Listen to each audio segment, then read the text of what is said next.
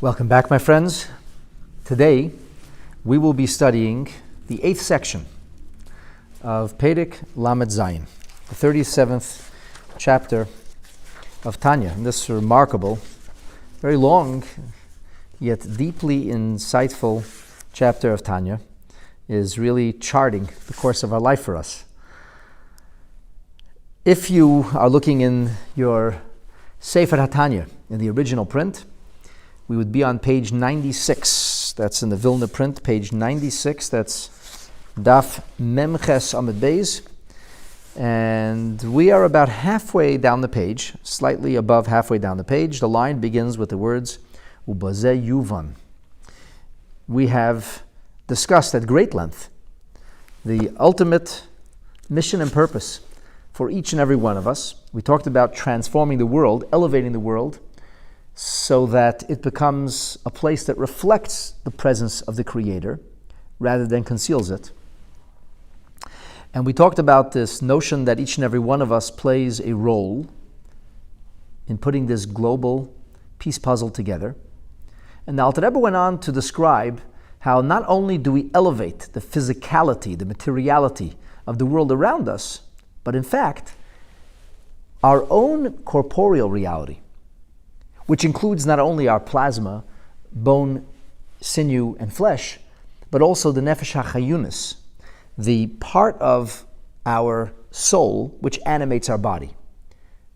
We've learned that the spark of godliness, which is the essence of our soul, chelik elika mimal mamash, as the Alter Rebbe explains very early on in this book, an actual piece of God, that actual piece of God which exists for eternity, which can never die or can never atrophy, which never really gets old and certainly never fades away or decomposes, isn't capable of powering a physical body. There needs to be a memutza, a nexus. There needs to be kind of an in-between reality, something which is not tangible or physical or material, but at the same time not wholly godly or spiritual. We call it nefesh hachayunis, the vital soul, or the vitalizing element of our soul. And that is somewhat physical or somewhat material in the sense that when a person does pass, when the body and soul do separate, eventually that nefesh hachayunis slowly unravels. And it forms kind of like a cloud or a halo, like a shechina, like a presence above the grave, and remains ever tethered to the materiality that once housed the soul. So that nefesh hativis does actually unravel. And that nefesh hativis is created for the sole purpose of powering the body, the physicality, the material element of who we are during our sojourn on earth. That too needs to be elevated. That too can be redirected. It organically does not sense or feel the presence of the Creator, but can be brought into tandem with Avodas Hashem Yisbarach, with the service of God, and thereby it can begin to reflect a deeper godly truth that undergirds all of reality. I've essentially recapped so that you can appreciate where we're going to head at this point. And I hope many of you have joined by now. And like I said, we're in the middle of page 96, Daf Memches Amud Beis. With everything that we have said, the Alter Rebbe will explain that statements that our sages made, which remain somewhat enigmatic, or at least didn't resonate fully with meaning, will now become clear. Now, the book of Tanya was not written to illuminate cryptic Talmudic statements. But when you have a fresh, new, mystical, and profound understanding of life, and you can take that understanding, take that view, and go back and look at things our sages said, all of a sudden, the words of the Gemara resonate with such clarity. They begin to illuminate almost in full color. There's this idea that when one learns Chassidus, when one learns the mystical dimension of Torah, it not only changes your perspective insofar as that you can look at life in a mystical way, it changes the way you look at life. And it changes the way you view, understand, and appreciate nigla, the revealed and exoteric aspects of Torah as well. A Hasidic lamdan, one who is punctuated with mystical understanding and with spiritual appreciation of the deeper truths of Torah, sees the Gemara in an entirely different light as well. And truth be told, everything in Torah, all the various facets and dimensions of Torah, all come together to form a single picture. It's a single panorama that we're seeing. And the truth that Alter Rebbe is revealing to us through the prism of Torah's Baal Shem Tov is not separate or disparate from the words of the Gemara. That's what our sages meant. Come along and let's see. In view of everything that we've learned, in view of the notion that the tachlis, that the ultimate mission and the purpose for a neshama's descent into this world is, in the words of Chassidus, levarer ulahales likdusha, to redirect, to sublimate, to elevate into a profound sense of holiness, and holiness means an awareness of God, our Creator. We talked about transforming our corporeal reality, our bodies. We talked about elevating, we talked about illuminating our material dimension of our soul, the nefesh hachayunis. And this is inextricably linked to chelkeinu ba'olam, to our portion of the world. For each and every one of us was given a specific mission, a specific mandate of elevating and transforming a small part of Hashem's incredible world, of the universe. Now we will understand what our sages said, Masha Hefligu, the terminology that our sages used to extol and really almost, it seems on the surface, to exaggerate the value of tzedakah. The word haflaga is a terminology which denotes extraordinary liberty, or to really vastly expand something's value, to overemphasize.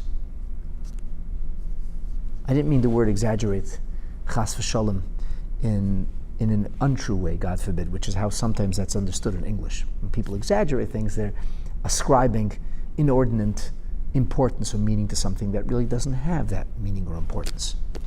But when the Chachamim were maflik, when they came along and emphasized, seemingly overemphasizing, placing tremendous emphasis, tremendous weight, and Alter Rebbe uses the word very twice here, and this is meaningful. He says, "B'ma'oid ma'oid." Our sages emphasized the importance of tzedakah, mailas hatzedakah, the virtue of tzedakah, very much, exceedingly, most exceedingly. Va'amru, when they said, sheshkula keneged kol ha-mitzvahs, that it's equal to all of the mitzvahs of the Torah. Now, in truth, there are many mitzvahs that are placed on pedestals and seem to have overemphasis, exaggerated, in a true way, importance, that we're attributing somehow greater meaning, a greater impact to these mitzvahs. For example, the Gemara in Nedarim on Daf Chafei says that the mitzvah of tzedakah is shkula, is equal to all of the mitzvahs. And that's explained as with the notion that through tzedakah we can be reminded of all the mitzvahs. The very same tractate of Gemara on page 32 says that milah, that the mitzvah of our circumcision, the brit milah, sealed onto the male members of Am Yisrael's flesh, is shkula, is equal to all of the mitzvahs. And there's much to say about that, and much profundity that's attached to that statement, but that's not what the Alter Rebbe is talking about now. The Yerushalmi says that the observance of Shabbat is equal to all the mitzvahs. But the Alter Rebbe is talking about tzedakah now, and he's talking about a statement which is made in Masechet Bava Basra, in the statement of the Gemara on page 9. The statement is, Amar Rabbi Asi taught, Shkula tzedakah keneged kol ha-mitzvahs. The word shakul comes organically from the terminology of weight. The mitzvah of tzedakah carries weight that is equal to the volume or mass of all the other mitzvahs. Shenemar, because it's stated, and here the Gemara reaches for a pasuk, for a verse that comes from the book of Nehemiah. V'he'emadnu aleinu mitzvahs, he placed upon us mitzvahs, and it doesn't say a mitzvah. It's referring to tzedakah, the mitzvah of charitable giving, which is mistranslated as charity, because charity means somebody's a charity case, so you're being nice, as the Rebbe emphasized multiple times. The mitzvah of tzedakah in Hebrew comes from its root. The word tzedek means right, and tzedakah means to do what is right. It's right that if you have more and somebody has less, that you should share what you have. That's the right thing to do. In fact, that's why Hashem gave you more. So tzedakah, it says, is he placed upon us mitzvot. Now, it doesn't say mitzvah, it says mitzvot. And because that's Lashon Rabim, it's plural, from here the Gemara derives that it's shakul, that it's equally weighty, like all the other mitzvahs. Mitzvah, it says ein ksiv kan, doesn't say Hashem placed a mitzvah upon us, he says mitzvot. And mitzvot are understood to reflect the plurality of all the mitzvot. Now I have to tell you that there's commentary on this. And the commentaries actually are searching for meaning, because the statement seems to be an exaggeration in the, what you would call, less than true way. It doesn't seem to be an authentic statement. I mean, it's a mitzvah. It's an important mitzvah. How could it be equal to all the mitzvahs? So, for example, the Maharsha says that we know later on in this very same Masechet, on the next page it says, Kol hamaylim ayin min hatzedakah, a person who ignores the needy or needs that come to you, that present themselves before you, and you hear no evil, see no evil, replace that with hear no needs, see no needs. I don't know why anybody might even have a problem, but you know the truth. You're ma'ilamayin. You chose to look the other way. You chose not to help. You chose not to be of assistance. So it says, the Gemara says, it's ki'ilu evid avedis kechavim.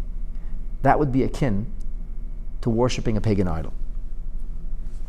So the Maharsha says, in Meseches Hairiyos, the Gemara there talks about the sin of worshiping an idol, a foreign deity, ascribing divinity to something other than God, believing that something other than God is the cause for your misfortune or success. The Gemara in Hairiyos says that's kechala mitzvahs. That's equal to abandoning all of the mitzvahs. So therefore the Maharsha uses some very fancy footwork here. He says, because the idea of ignoring a charitable need is like Avodah Zarah, and because elsewhere the Talmud speaks of Avodah Zarah, alien worship, as being shkula, equal to all the mitzvahs, because of all this, so then I can come to the conclusion that if Avodah Zarah is weighty, or equal to all the mitzvahs, and ignoring a charitable need is like Avodah Zarah, so then it must be that the mitzvah of tzedakah would also be shakul, would also be equal to all of the mitzvahs. Now, that's not exactly straightforward. It's, I'm not going to call it sophistry, chas v'shalom, but it is not a straightforward emphasis. It doesn't really resonate with tremendous meaning. So, oh yeah, well, of course, obviously, doing an act of tzedakah is like doing all of the mitzvahs. How so? How is an act of tzedakah, like, for example, kindling Shabbat candles or observing the Holy Shabbat, how would that be akin to placing a mezuzah on your doorpost? How would that be like the mitzvah of studying Torah? Or how would that be like the mitzvah of consuming matzah on the night of Pesach? I don't know. I mean, this is the Maharsha uses fancy footwork, but it doesn't really answer the question per se. The Maharsha also says that Hashem promises that if you give tzedakah, that haneisin tzedakah muftach lei, sha'akadosh baruch hu yishalom lei. On the pasuk, on the Mishlei that says Malva Hashem chaynin v'dal v'gemula yishalom lei, which is found in Mishlei, chapter 19, verse 17, that it says, it indicates that when somebody loans or gives to the poor, Hashem will repay. So the Maharsha says, aha, so if you give tzedakah, who guarantees that? Hashem guarantees that. Ah, but you don't want to give tzedakah. Why wouldn't a person want to give tzedakah? Why should I give my hard-earned money away? It's my money. He said, what are you talking about? It may be your money, but Hashem promises He's going to repay you. And say, yeah, that's nice. Yeah, on cloud 9, it's nice. I live in the real world, okay? And in the real world, my money is my money, and I'd like to keep it that way. And I have a bank account, and I write you a check, my bank account is lighter, and I'd like to lose weight from my girth, but not on my bank account. No, God's going to pay you back. I say, yeah, God's going to pay me back. You don't believe God's going to pay you back? You don't believe Hashem when He says, you give tzedakah, He'll ensure the money comes back to you? Uh-oh. Marshals, that's kekayfer b'HaKadosh Baruch Hu. It's as if you are moide belehei chesed v'zav. It's as if you start worshiping money. People talk about this proverbial idol of gold and silver. It's the idol of money. People worship money. Somebody has money, they give him esteem and respect. People think they have a chance of making money. All of a sudden they're ready to worship that. Look what's going on in this whole COVID situation. People avoid the shul like the plague, but they're out there making money. Something doesn't smell right. Somehow, worshiping money is coming before worshiping God. That's idolatry. All right. So the Marshal, again, is using some fancy footwork. He's leaning on a pasuk in Mishlei. He's kind of now taking the next logical step. So if Hashem promises us through the proverbial proverbs that you will be repaid and you're not giving because you don't exactly believe you see your bank account getting lighter but don't see how you're getting repaid, so then you're kafir b'HaKadosh Baruch Hu. It's as if you're worshiping idols. Again, not exactly a straightforward, simple explanation of how tzedakah equals all the mitzvahs. There is an explanation. The Pardes Yosef says that the mitzvah of tzedakah, the Gemara says it's because the verse is lashon rabim, because the verse is plural. So the Pardes Yosef says, so why isn't it just like two mitzvahs? Maybe it's just telling you that doing one mitzvah of tzedakah is like doing two mitzvahs. It's a fair question. The Pardes Yosef's answer is that the language mitzvahs indicates all the mitzvahs, not just more than one. But really, until the Alter Rebbe came along, you cannot say that this pasuk, or that this idea in the Gemara resonated with tremendous meaning. It was what we call a drasha, a homily. How did one decidedly non-Hasidic fellow tell me, it's ke'ilu, it's not really, don't take it too seriously. I said, what do you mean, it says in Torah? Yeah, it says in Torah, but it's a euphemism. But our Chachamim didn't just use words. They made a very serious statement. They said, Shkula connected kol ha-mitzvahs. Now, I want to remind you that the Alter Rebbe chose to illustrate the haflaga, the extraordinary importance that our sages ascribe to this with the word ma'oid, ma'oid. Exceedingly, very exceedingly. He uses the word ma'oid twice. So this will come into play, and we will come back to this, but please put it on your back burner. So the Alter Rebbe says, all these things that I just presented to you as seeming questions, they fade away. They dissipate like a cloud on a stormy day when the sun comes out. When you understand everything we've understood up until this point, it becomes so clear. How so? Well, before we go further, the Alter Rebbe is going to emphasize yet another detail. He says, what he said first was from the Talmud Bavli.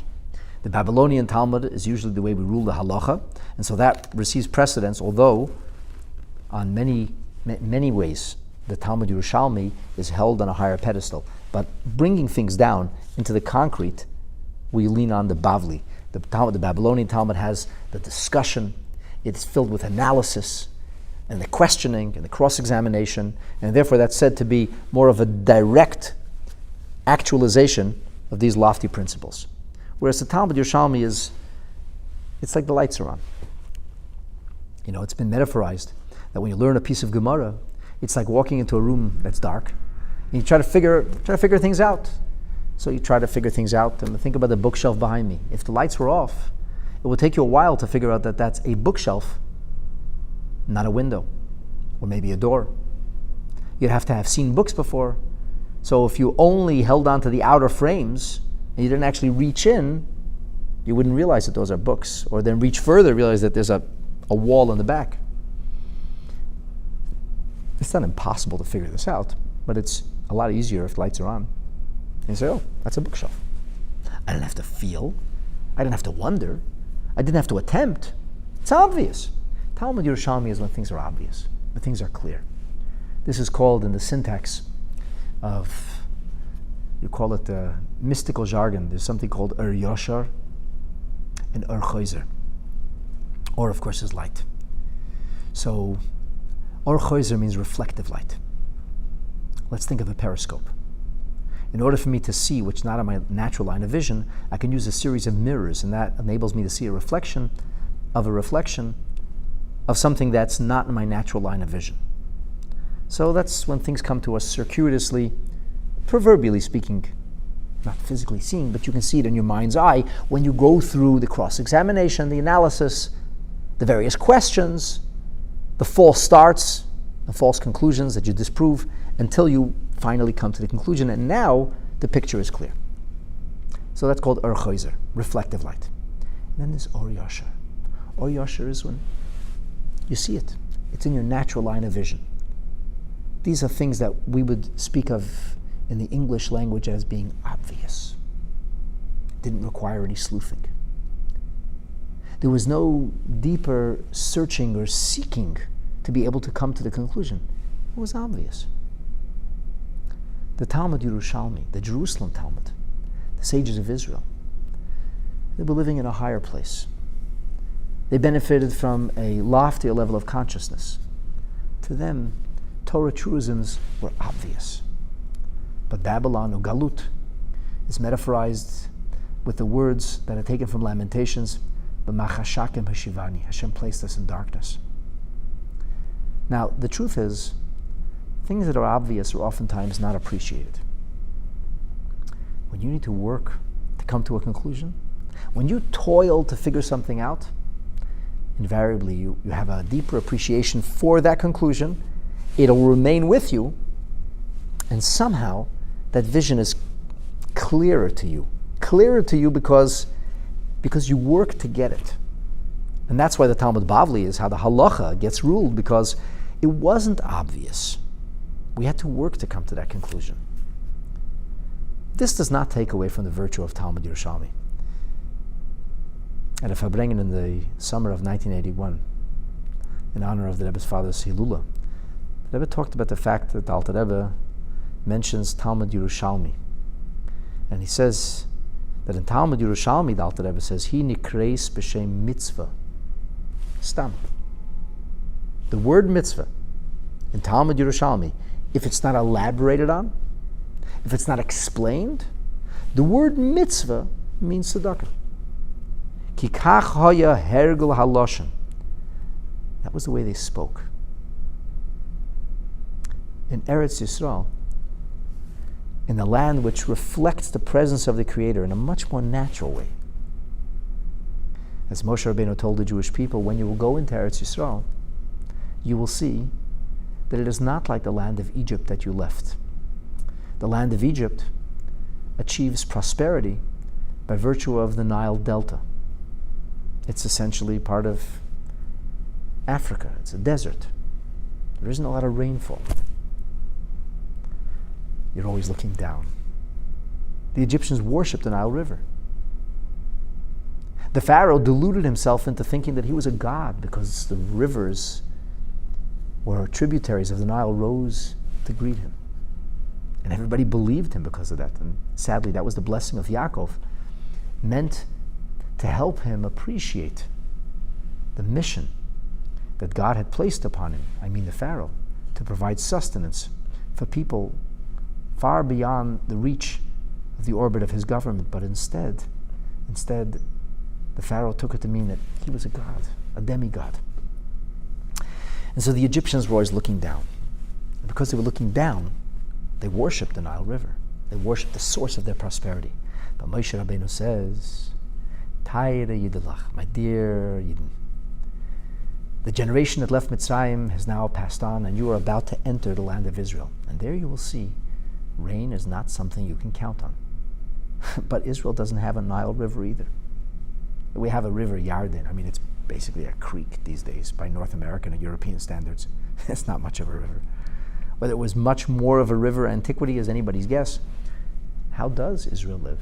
Israel lives limtar hashamayim tishte. The land drinks from the rain that comes from heaven.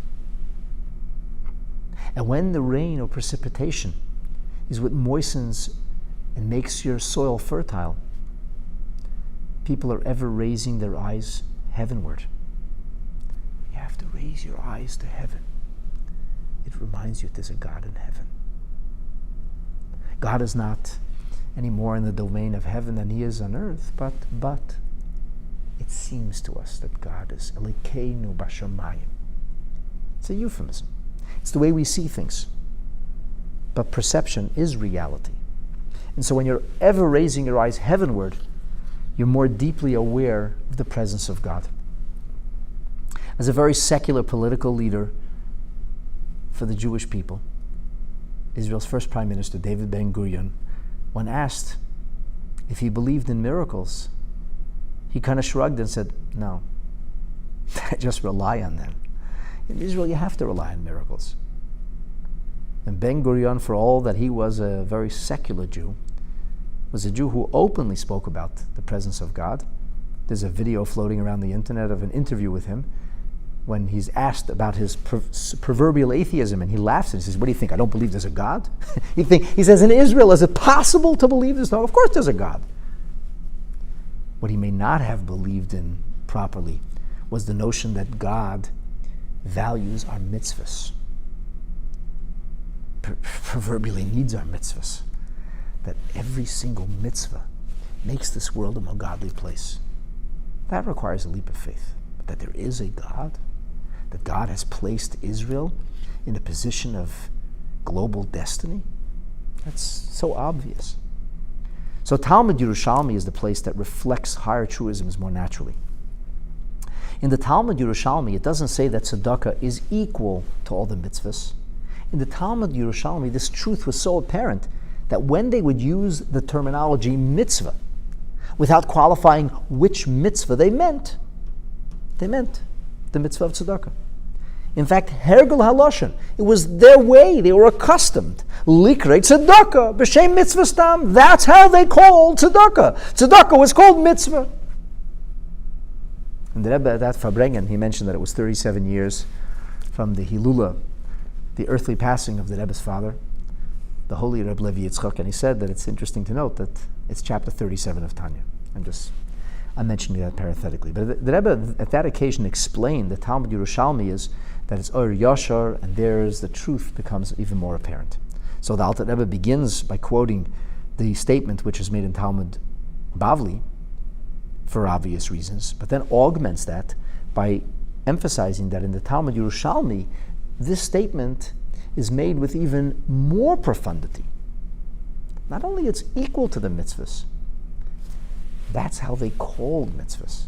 And in that way, it's very different from the mitzvah of tzitzis, or milah, or Shabbat, because none of those are just called mitzvah.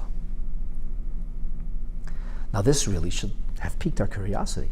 By now, you should be scratching your head and looking at me and saying, okay, what is the answer? How is it that the mitzvah of tzedakah is so virtuous, so extraordinary, so unique, that it's somehow not only in the view, but in the verbiage of the sages of Eretz Yisrael, who saw holiness in the most natural and clear of ways, referred to mitzvah generically as tzedakah, or tzedakah as mitzvah.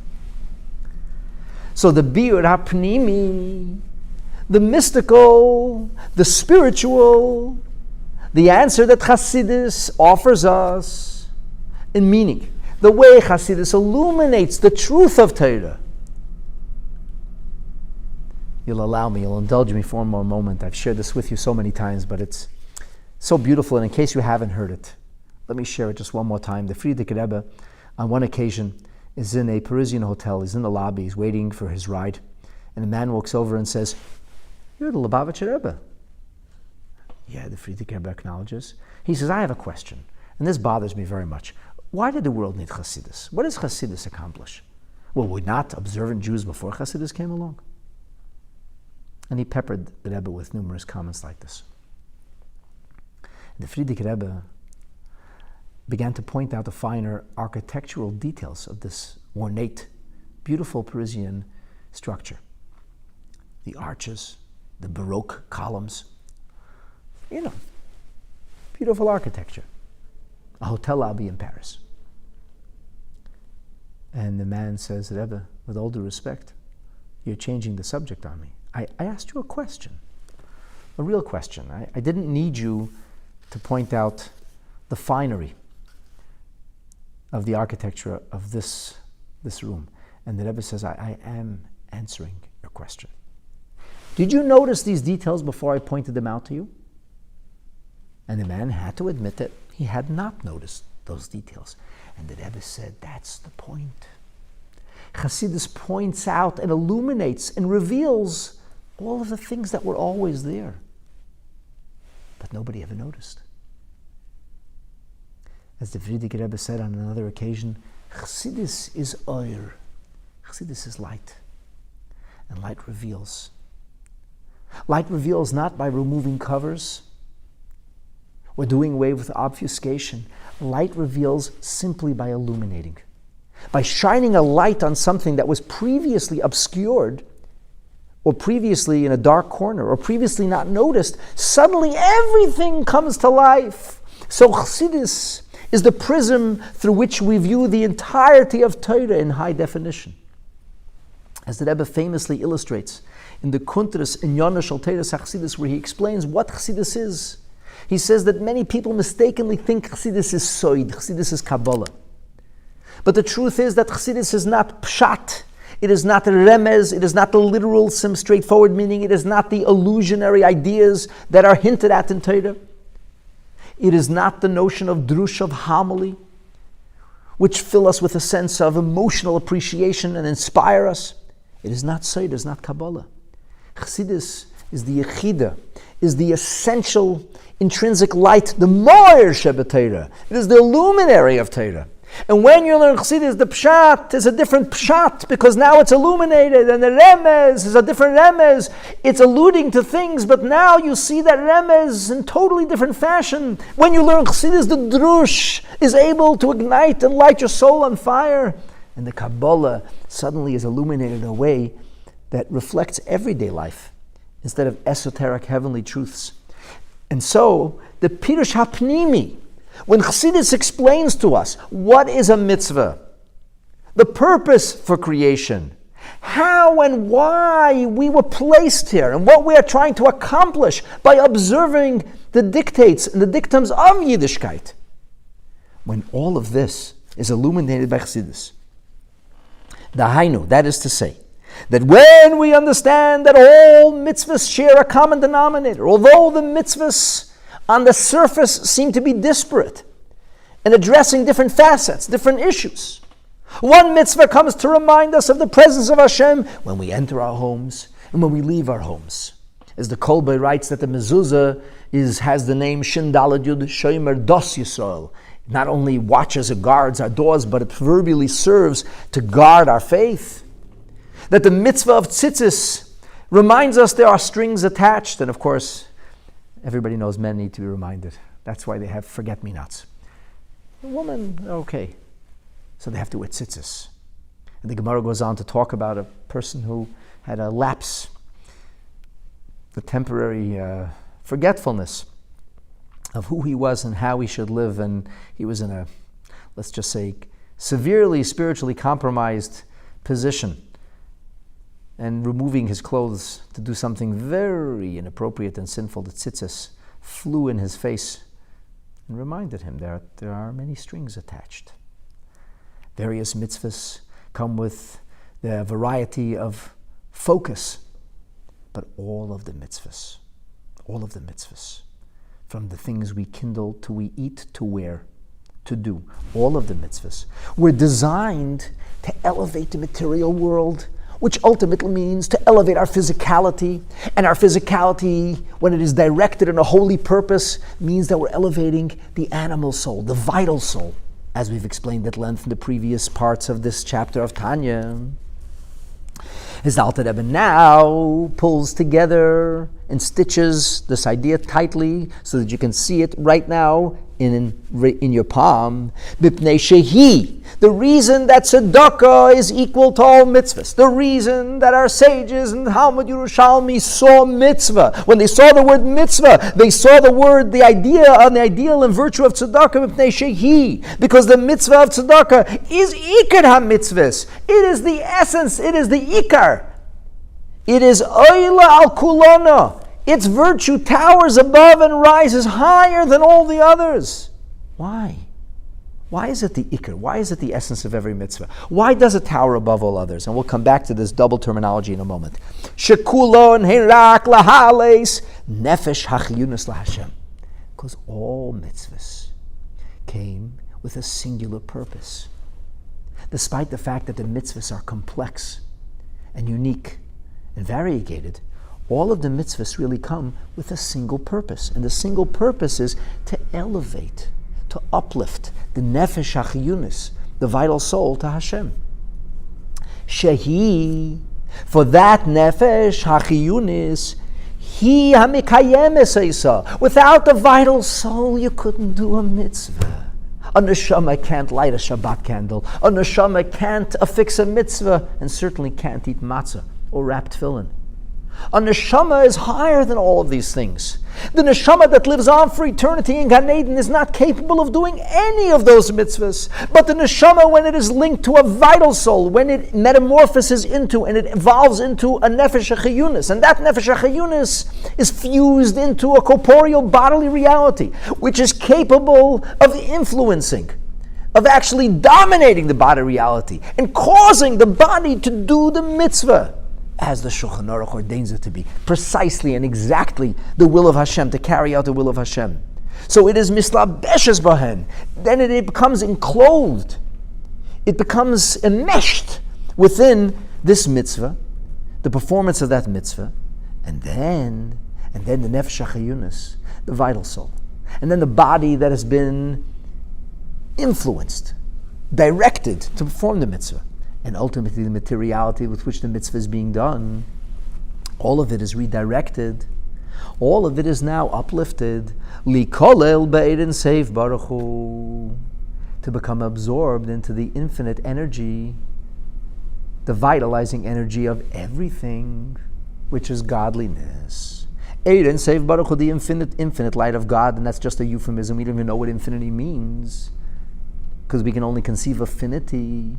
But that which is beyond what we can wrap our heads around, the infinite light of God, hu hamalubish behen, that infinity, that essence of divinity is malubish, is, if you will, clothed or expressed behen in the mitzvahs, because the mitzvahs are the ratzon Hashem. So the main thing of a mitzvah is to elevate this world. And when this world is elevated and redirected and sublimated and used for a holy purpose, what happens? Then we're denting the darkness. Then all of a sudden the natural obfuscation which Hashem encoded into the strata of existence becomes less dense. It starts to become more see-through, more pellucid. It starts to reflect the light of the Creator, and even though you and I can't see this, it's happening as we speak.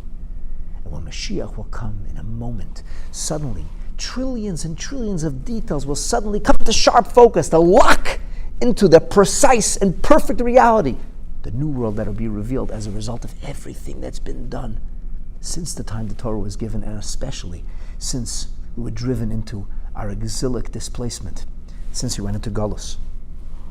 And it'll all happen so naturally. So that's what every mitzvah does. And because that's what every mitzvah is about birur, every mitzvah is about halah, every mitzvah is about refinement. Refinement means that when there is raw material, the raw material has to be worked over in order for us to refine it. Think of a gruff, rough piece of leather that has to be worked over until it becomes soft and supple so that it can serve the purpose that you want it to. Think about the ore, the raw gold ore that comes out of the ground that requires an enormous amount of smelting, and through tremendous heat, toxins are vaporized and are removed, and then the gold is revealed. Think about the gasoline that comes out of the ground that will destroy any engine it's placed into because it's filled with silt and sand and tar and garbage and all kinds of toxic elements that have to be burned off. But when it's all burned off, then you have clean fuel that's able to power all kinds of things, bring about lots of good activities. So all of this, my dear friends, is metaphor for mitzvah. That's what mitzvahs are about. So why is tzedakah more so than any other? We still haven't explained that. Explains the Alter Rebbe now. And with the mitzvah of tzedakah, which is performed with money or with valuables, ve'ein locha mitzvah shenefesh hachiyunis mislabeshes ba. There is no mitzvah that the animal soul becomes so caught up within, so enmeshed within. Kol kach ki b'mitzvah tzedakah. Why? I'll tell you why, my friends. Because shebachol ha-mitzvahs in mislabish behen rak koach echad minefesh hachiyunis. Because in every mitzvah addresses a specific arena, a specific area of a person's corporeality or the ability that a person has to do something in this world. So for example, if your mitzvah now is to light Shabbat candles, or maybe to light a menorah on Hanukkah, what's required is a match or a source of light, and there's a moment, a very small amount of physical energy that's exerted in the striking of a match or pressing of a lighter. It really is not very much. And that small amount of strength results in a candle, and you have to move your hand towards the candle, and then the Shabbat candles are lit. And then they burn on their own. What was the mitzvah? The mitzvah was the kindling, the igniting of the Shabbat candle. It doesn't take that much to light a Shabbat candle. Putting on tefillin is another mitzvah. And you actually have to tighten the tefillin. You have to be ukshartam, you have to actually tie it onto your hand. So when I put on tefillin with people, I am obligated in the mitzvah of tefillin. They are obligated in the mitzvah of tefillin. I can become their shliach. I become their agent as I tighten the tefillin. But my children, my boys, were putting on tefillin and helping people because they saw me do this before their bar mitzvah. And I told them that when they would put on tefillin with people, they should get the major, the Jew who's after bar mitzvah, to at least tighten the tefillin themselves, because they as ketanim, as minors, are not obligated in the mitzvah, and therefore they can't be a shliach, they can't be the power of attorney to tighten the tefillin for somebody else. I said the wrapping is a wrapping. So there's a moment of tightening which fulfills the biblical mitzvah of uksharta. And then there's the wrapping. How much energy does it take? Do you have to be in great shape to put on tefillin? You could be pretty sick.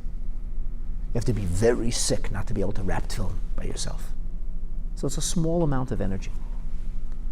Now, walking to shul on a Shabbat, that takes more energy. That's something that requires greater effort. Verbalizing my prayers, sometimes I have no koyach to speak. I've heard people say, I'm too tired to speak. Before Pesach, when I was arranging the sale of chametz, I spoke to one of my colleagues, sent me a text message. Somebody sent on his behalf, can you arrange the sale for me? Can I include my people? I said, of course. And he texted me a question. I said, let's talk. And whoever was texting on his behalf said, I'm too sick to talk. He was suffering from coronavirus at the time. He must have been a lot sicker than I was, because I don't remember being too sick to talk. Maybe I was. And he couldn't talk. Okay. So if you're really weak and sick, you can't even talk. But you don't have to be in fantastic shape to be able to talk. To hold a lulav and an etrog. How difficult is that? You need to have a little bit of strength. You need to be in somewhat healthy shape to eat the matzah. But as I illustrated, all these mitzvahs require really a minimal amount of strength. However, the Alter Rebbe says, Shebechol ha-mitzvahs ein mislabish behem. And all the mitzvahs performed ein mislabish behem. There isn't enclosed or meshed within it. Koyach echad minefesh hachiyunis. There is but one force, one of the power of the animal soul as it influences and drives the physical body. B'shas ma'aseh ha-mitzvah levad, at the time of performance of that mitzvah. However, When it comes to the mitzvah of tzedakah, a person is essentially giving mi'egia kappa from the toil of his hands. That's a phrase, a biblical phrase. Says the Alter Rebbe, the mitzvah of tzedakah is not the lifting of $1 and giving it to somebody. But rather, when you're giving away the tzedakah, you're giving away something that you toiled for. Harikol kayach nafshei chiyunis. All the force of energy that you expended over making that money. Melubish ba'asiyas malachte. That was a mesh that was, so to speak, enclosed in the actions that you did in order to earn that money. Or esek acher, or whatever else it was, whether you're performing menial labor or you're a professional. Shenistaker by moishil, that you earned this money with. So when you earned this money, you worked really hard on earning that money. And therefore, the giving of the money is almost like, you will, the conclusion of all the hard work you did. All the effort you expended was in order to get paid. So what happens if a person works really hard and doesn't get paid? They say, hey, that was a waste. The whole purpose of the working was to be able to finally earn the money. If you didn't earn the money, what was the point? So all the effort that was made in order to earn the money, which is the climax, and then you took that and gave it away. Now the Gemara says, with regard to a fascinating story about the mayor and his wife Beruria, that they used to give tzedakah in a secretive way. They don't want people to be robbed of their dignity, so they would drop food packages off quietly at night. And once somebody decided he wants to know who his benefactor is, and he chased the mayor and Beruria. And there was these large ovens at the edge of town, and they jumped into the ovens so as not to embarrass. And the Gemara says, from here we learn that in order not to embarrass somebody, one has to be ready even to be incinerated. The Gemara actually derives that from Tamar, who was ready to be burnt rather than shame Yehuda. At any rate, the Gemara says the ovens, of course, no longer had fire in them. There was just what's called, in Torah language, remetz, just some embers on the bottom. The mayor's feet blistered, but Beruria miraculously did not experience any blisters on her feet. So the Gemara queries, why is it that a mayor who was a big tzaddik and a great Torah scholar, why he didn't have the merit of that protection? And the answer, the explanation of the Gemara is that a mayor would only give money. But Beruria, if somebody stopped in the house, would actually give food. So let's think about that for a moment. In the old days, what would be brought home? You didn't go to the store and bring home a bag of flour. What would be brought home was grain. And the grain had to be ground. And the flour had to be milled. And then it had to be sifted. And then it had to be kneaded. And it had to be shaped and baked. And what's the purpose of doing all those things? So that you actually get a loaf of bread. So Beruria would work so hard, as it was in those days, and then give the bread away to somebody else. Because they were needy. So that means that all the toil and effort, the grinding, the milling, the sifting, the kneading, the baking, labor-intensive things, all were given away to somebody else. So it wasn't just a piece of bread that she gave away her effort. And so it is also with the money. Although the mayor only gave money and you can't eat $1, you know, this Hanukkah geld, those little chocolate coins. We once gave one of our children on Hanukkah, gave her a toonie or a loonie. And the first thing she did was put it in her mouth. No, don't do that, you don't do that. Why? Because that's what you thought money is. Children don't understand what money is. They'd much rather have shiny nickels than rusty quarters. But when you get older, you understand that the virtue of money is not in the money itself, but in its buying power. It's because money has possibilities. As they say in Yiddish, mit Geld was kann man nicht tun. With money you can do anything. They tell a silly story of a fellow who came to his mother after Neil Armstrong landed and walked on the moon. In great excitement, told his mother about that, and she asked, how much was it? How much did it cost NASA? And he said, trillions of dollars. She said, no, was kann man nicht tun für Geld. For some money, what can't you do? The truth is the money represents buying power. The mayor's tzedakah was deficient because all he gave the person was the ability to purchase food to keep body and soul together, or maybe raiment to keep him warm.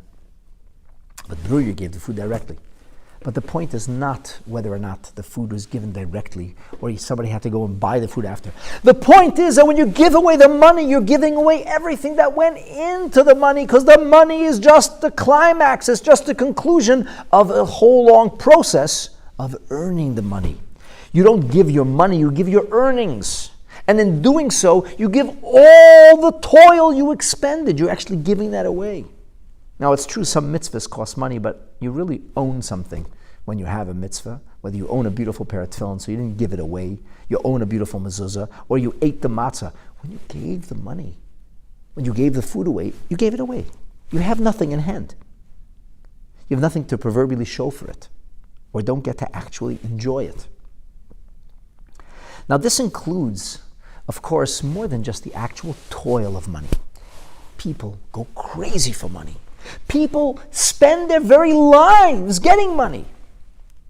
There's a beautiful poem that was written by one of the great medieval scholars, one of the Spanish Rishonim, who said, Adam doyeg al ibud domov. People have such anxiety and worry about the loss of a few dollars. V'eini doyeg al ibud yomov. But he doesn't worry or have anxiety about time which is passing by.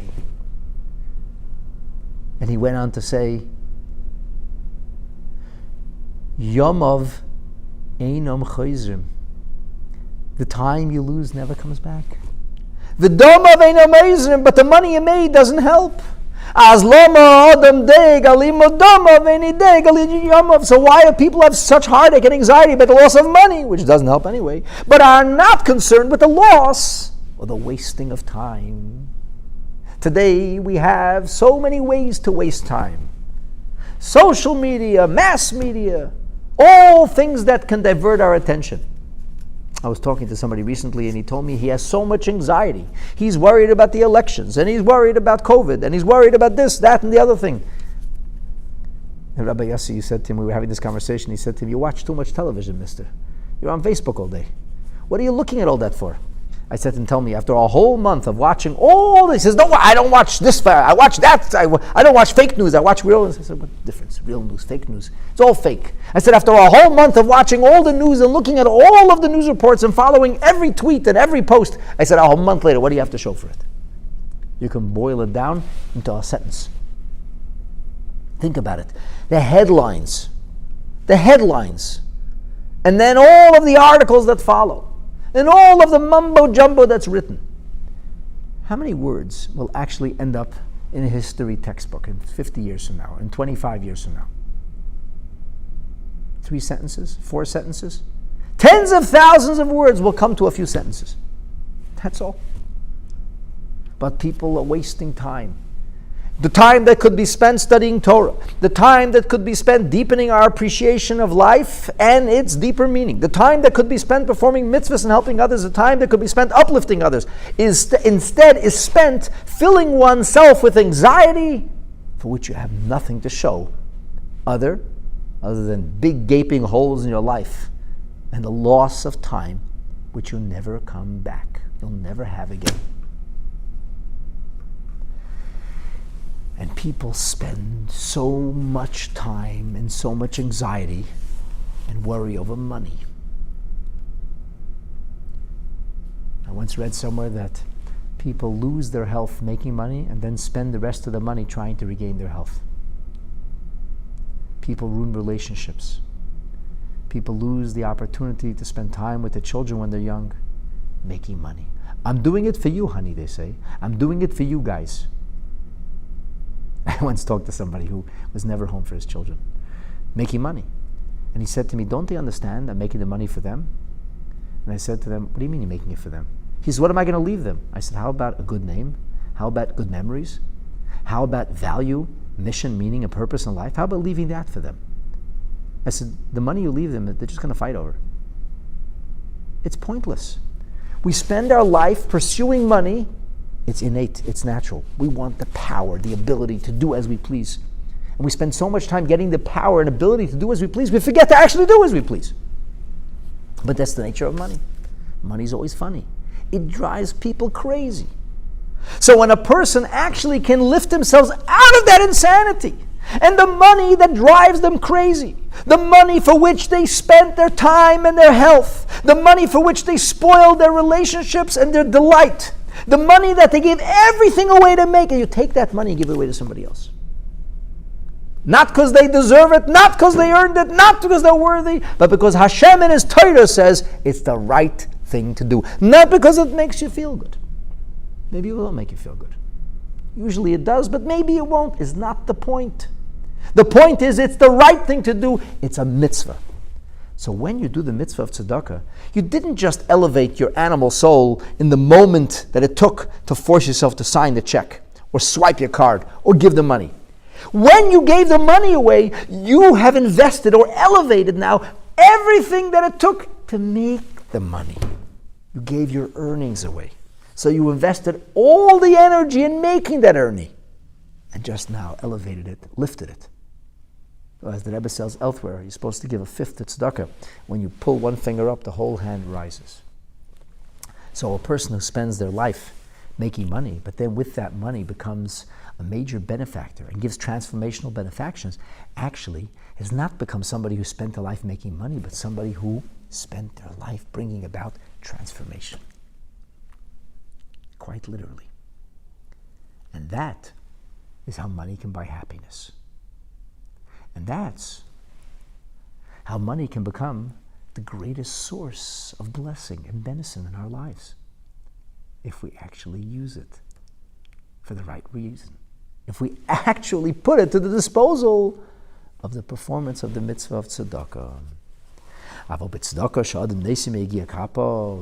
Alter Rebbe says tzedakah that a person gives with a toil,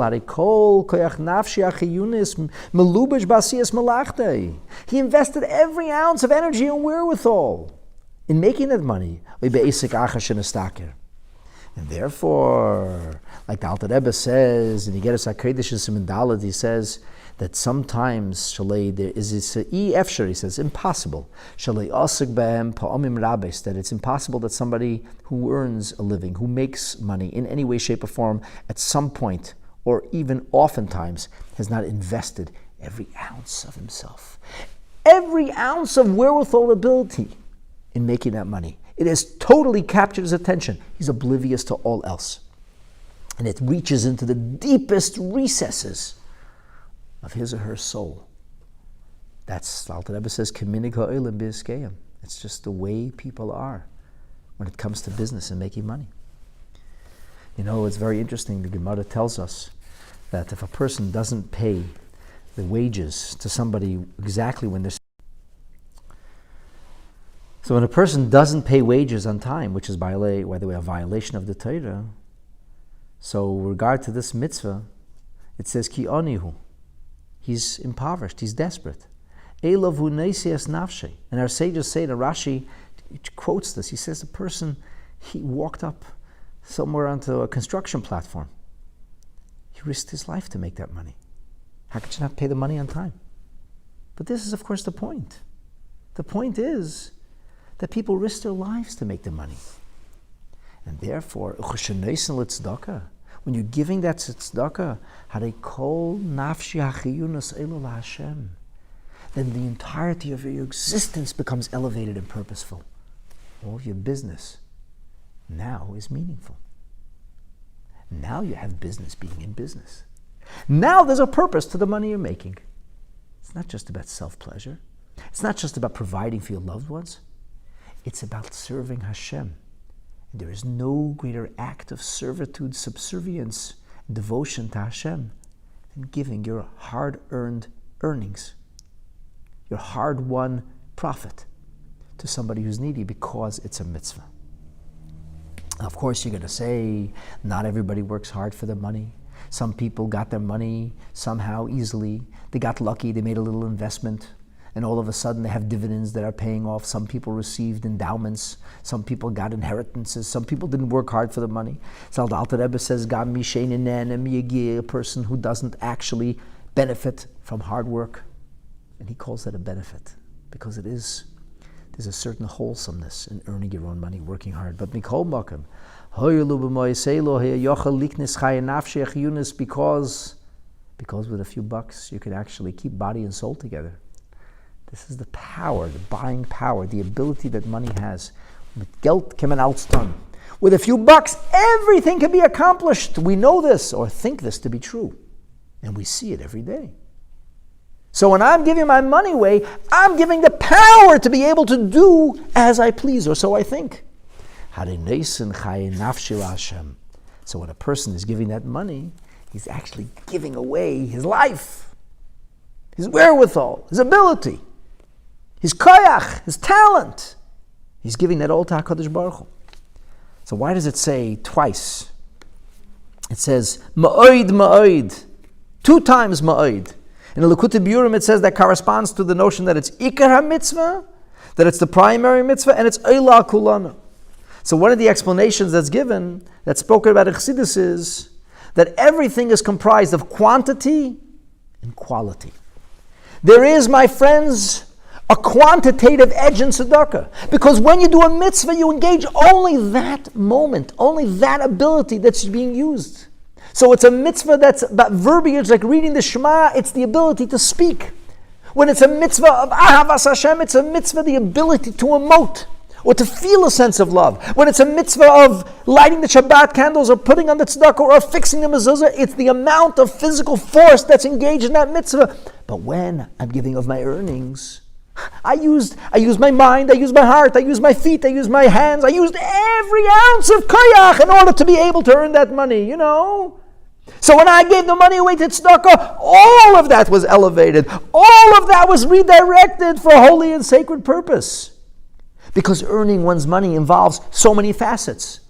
You had to sell, you had to speak, you had to run. You utilized your body language. You were engaged and involved. You were pursuing this with all your might.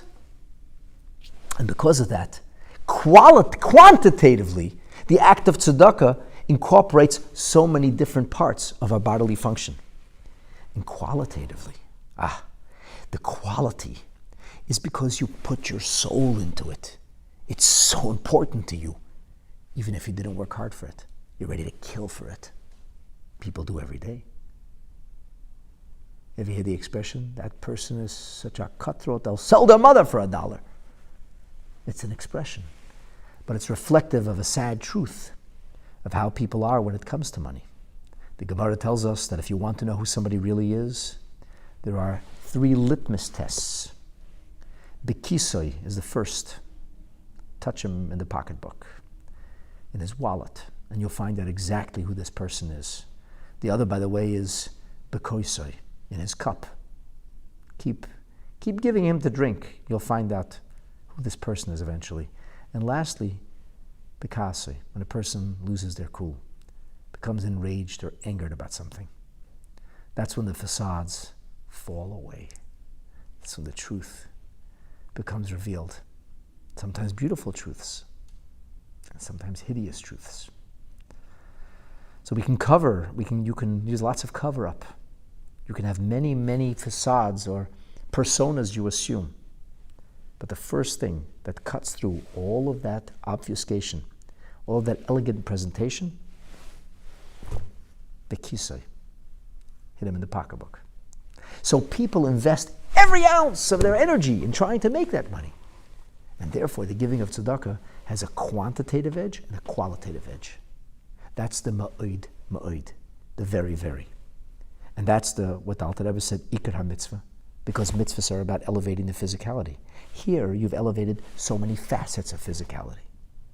Think about the things, the amount of mechanisms, platforms, opportunities that people use in the course of a day when they're earning their living. And then oila kolano, it towers above, meaning it is so much more deep, so much more profound. It's so much more essential when it evolves, giving your very money away. You know what, it's interesting, that's why it says, the Gemara tells us, V'ahavtas Hashem Elokecha, you should love Hashem your God, b'chol levavcha, with all your heart, b'chol nafshecha, with all your soul, u'b'chol ma'idecha. Ma'idecha means ma'oid shalcha, with all of your wherewithal, all of your means. The Gemara says, b'mamain, with all of your money. Because people invest every ounce of wherewithal in making money. So money can buy happiness, if only you do the right thing with the money that you earn or have. And that's why Alter Rebbe says, now we understand another statement. The Gemara makes it a little bit further on in the Gemara. On page 10, the Gemara goes ahead and says that tzedakah is mekareves es hagiyula. The Gemara goes on to extol the various virtues of tzedakah. And the Gemara says, Tanya, Rabbi Yehuda said, Gedela tzedakah. Tzedakah is greater. Why? Shemekareves es hagiyula, for it brings the redemption closer. Shenemar, as it says, Keomar Hashem Shimru Mishpat. Hashem says through his Navi Yeshayahu in the 56th chapter of those illuminating and elevating redemptive prophecies. Keep Mishpat. Watch the Mishpat, Va'asu tzedakah, and do tzedakah. Ki kroiva Yeshuasi love, because my salvation is at hand. V'tzidkasi, and my tzedakah lihi golis. So how did we understand this before the Alter Rebbe explains it in Perek Lamed Zayin? Before the Alter Rebbe shines the powerful spotlight of the Baal Shem Tov's teachings on this, how do we understand it? Where the Maharsha says that Hashem will do with us tzedakah. You act charitably, you act kindly and help somebody else out of their problems. Hashem will help us out of our issues and our problems. He'll do tzedakah with us. Or as the Maharsha says, that the idea of Yeshua is Hashem's response to us. Alter Rebbe says, the whole idea of redemption, the whole idea of actualizing the future, that's what every mitzvah is about. And how do mitzvahs contribute towards tomorrow? Because every time I do a mitzvah, I am redeeming yet another iota of material physical existence. Because by redirecting the material world, ultimately this is how we bring redemption. This is how we transform the world. It is tzedakah more so than any other that contributes, because tzedakah brings about the most of elevation. Collectively, the money you earned involved so much koyach, so much strength you invested. Because when you gave of the money that you worked so hard for or that you care so deeply about. And so qualitatively, when you give that away, you're actually elevating the deepest and profoundest essence of your material existence. Nobody kills for money in heaven. You can't take money to heaven. This feeling, this sentiment is only to be found in our terrestrial lifetimes. But when you can overcome your natural or organic concerns, selfish concerns, and become selfless in giving, then that enables you to elevate the corporeal, organic, and terrestrial reality that was waiting for us to elevate it through every mitzvah we perform. So really and truly, there is no mitzvah that has such force, that packs such a punch as the mitzvah of giving tzedakah. Lefisha b'tzedakah achas, because with $1, one tzedakah, you're able to elevate so much of your terrestrial, physical, material life and existence. You would never be able to do this. All of the things that are being done in the range, in the kaleidoscope of so many other mitzvahs. Because the other mitzvahs only address a specific element, a particular dimension. Whereas the mitzvah of tzedakah, all of you is invested. And this, my dear friends, explains to us why tzedakah is equal to all the mitzvahs.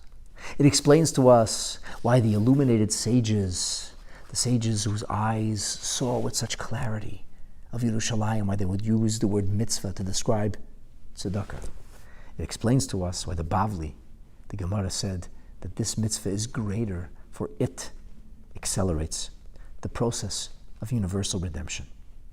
And so now we have, once you understand the reason and the purpose for creation, once you understand and appreciate how every mitzvah we do is a direct contribution towards that bringing about the Dira B'Tachtainim, now we understand how and why our sages extolled the virtues of tzedakah in such an extraordinary way, and how it becomes, if you will, the poster child for everything we're trying to do within the rubric of mitzvah actions taken.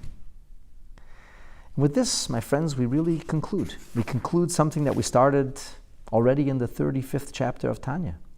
which is emphasizing the virtue of actions, mitzvah actions. That mitzvah actions tower above the sentiments of heart, or the thoughts and consciousness in our minds, or even sometimes the words that we utter, verbalize, or articulate, because the action elevates the material and the physical more so than anything else. And that's really how we bring about Mashiach and perfect Hashem's creation. But this we conclude the 8th installment of Perek Lamed Zayin. But this brings us to a tremendous question. The question is, if the action of mitzvah is so powerful that sadaqa, which becomes the most extraordinary embodiment of action, is the greatest of mitzvahs, why are we the people of the book? Why do we value the virtue of Torah study? Why is it that our sages said that Torah study is better than really all else? Why is it that we place such emphasis on the sacred sentiment of heart and mind? So to answer these questions, and to be able to understand how we balance everything we've learned with Judaism's traditional emphasis, our lionizing of the study of Torah, the importance of our cerebral and our conscious connection to HaKadosh Baruch Hu, you'll have to join me, Bezrat Hashem, for our next session. That's what part 9 will be about, the superlatives of study. Thank you.